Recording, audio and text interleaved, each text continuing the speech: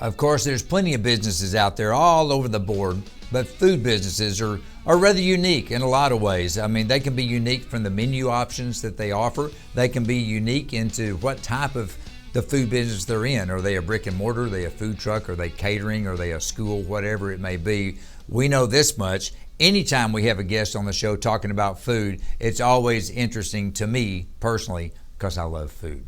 Here we go, folks. The name of the group we're chatting with today is Hurryback Catering. You got to love that name, Hurryback Catering. And the owner right here is Chenitha Ellis on our show. Chenitha, welcome aboard. How are you? Good to see you. Hello, how you doing? Thanks for having me. I'm great. Now, we just met, so there's no way you would know this. I'll let you in on a secret. I'm really curious about how people come up with the name of their business. Hurryback Catering. Is there a story there, or does it just sound neat? My sister actually came up with the name. We were brainstorming names, and one of the things she kept saying is like, every time they get it, they keep coming back. They keep coming back real fast. Hurry back. That's it. Because they keep hurrying back. And when you get it one time, you're guaranteed to hurry back. You know, you got to love it, Chenitha, when you have a business that actually names itself. I think that's a beautiful story. That's a great story. I love that. Now, let's get into you a little bit. You grew up in Louisiana, right? And you rolled in from Louisiana to Texas. What's the story there? Was Hurryback around in Louisiana? No, actually, Hurryback originated in San Marcos, Texas. I moved here to work on my master's degree at Texas State in social work, actually. And the business was born. I resigned from Texas State. I was a full-time student. And the business was born pretty much out of local people just continuously asking me to cook for them. Well, okay, but hang on a minute. Now, how did they happen to know that you were a good cook? Well, I kind of cook at church. I cook for friends. I cook for people around. And it was the constant request. It was me. I like to cook. I like big groups. I grew up with a huge family, so Sunday dinner is major for us. And so I would cook for church or just volunteer to do it. And once people started tasting it, it was like, why isn't this a business? So you're saying you grew up in a big family. Did you grow up in a big family of cooks, multi-generation? Yeah. So little Chenitha back in the day, were you always there getting to watch the wonders of everyone else and kind of caught on? Exactly. Well, my grandmother, my great-grandmother, and my grandmother is one of 12. All right. Well, I won't even make you do the math to figure out how many cousins you have running around, but I would imagine you got to start preparing Sunday dinner on the next day to get ready for the next week. You have that many people there. All right. So you decided, I'm going to go for it. You started cooking for people. You started making some money cooking for people, started getting into catering, but then you went from catering to a food truck. So talk to me about that progression, how you made that decision. Well, we could thank COVID for that one. So I actually started the catering in San Marcos 2015. And from there, we just grew from word of mouth. We started with families. We started at church. Then I started at Texas State. I started with the city of Austin. We entered into the Alamo Dome in San Antonio. So we had a spot in there too.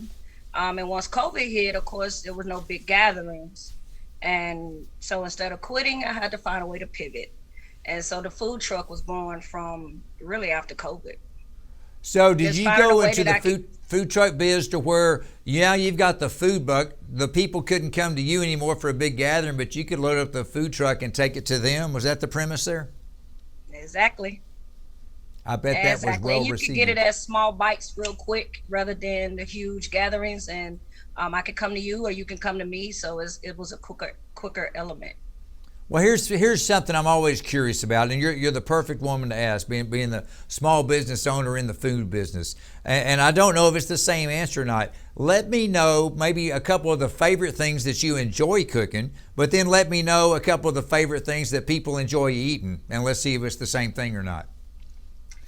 I like to create, so I like anything that I can make up on a whim.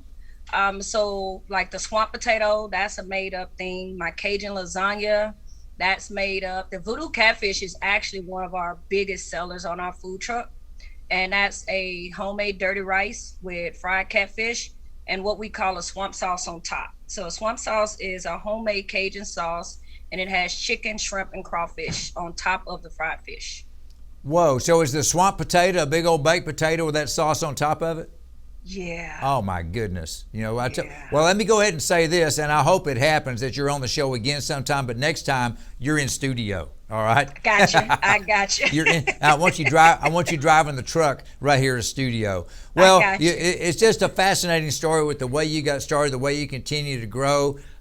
But backing up just a little bit, you're very, very community oriented, and you love to take care of others. Talk to me about that. Talk to me about why you feel it's so important to give back and how you're able to support your community. Well, I think giving back is one of our priorities as people. To see somebody in need and having been there to be hungry before, you definitely know what it's like to be hungry, and then it's not a pleasant feel. So for me, that very same year I started the business, I started giving back one meal at a time, where I feed the homeless and local communities around me. Whether I have food left over for catering, or around Christmas time and January, we do we feed the homeless. In Austin, we do it under the bridge. In San Marcos, we do it at a location. I also do a clothes drive and a food drive for the women's shelters. To me, it's a very important aspect as people. I'm so, and I have no doubt that was going to be the answer you gave, but I want to make sure people understand. You're in no way doing this as a marketing gimmick to get the name out there about your business. You'd be doing this, probably were doing this long before you started Hurry Back. You're just right. That kind of person, people taking care of people. What's more important than that? Do you see that in your philanthropic side? Do you see that growing into a nonprofit organization someday? Actually, yes. I want to create it as a nonprofit organization where I could continue to feed people. I don't like to publicize it because it's kind of one of those things, we should all be doing this anyway, but that's just me. So I never wanted to do it where it's a public known thing, because it's from my heart. And for as the nonprofit, I want to be able to continue to feed others. I do it out of pocket. I don't ask for donations. Although I do have people that give donations anyway. But inside of the nonprofit, I want to be able to continue that. I want to be able to continue the clothing drive and food drives for the women's shelters, as well as start something for other small businesses coming up, so that we could be able to grow more businesses and more entrepreneurs, or at least put the knowledge out there of the things that you could do. Have you found yourself in a position now as the successful small business owner that you are, to where other people come to you for advice, not necessarily how to start a food business, but just businesses in general? Because it's not easy, is it? At all. Yeah. At all. So, and I do get a lot of questions, which is why I figure, why not make it bigger? Why not make that information accessible to everybody? Even within that, I want to be able to have other local businesses come in and speak to people like myself, because I can still learn. You can speak to the people that's up and coming and wanting to start a business. So I would like to actually include other businesses into that, not just me giving knowledge. Boy, it's such a wonderful story, and it all starts with the fact that you're just good people, as we say up here in my part of town. You're just good people. But I'm going to ask you this, going back to business. You love to help people out, but if somebody were to come to you and say, "Hey, Chenitha, what's the recipe for that swamp sauce?" Are they going to get it, or is that a secret?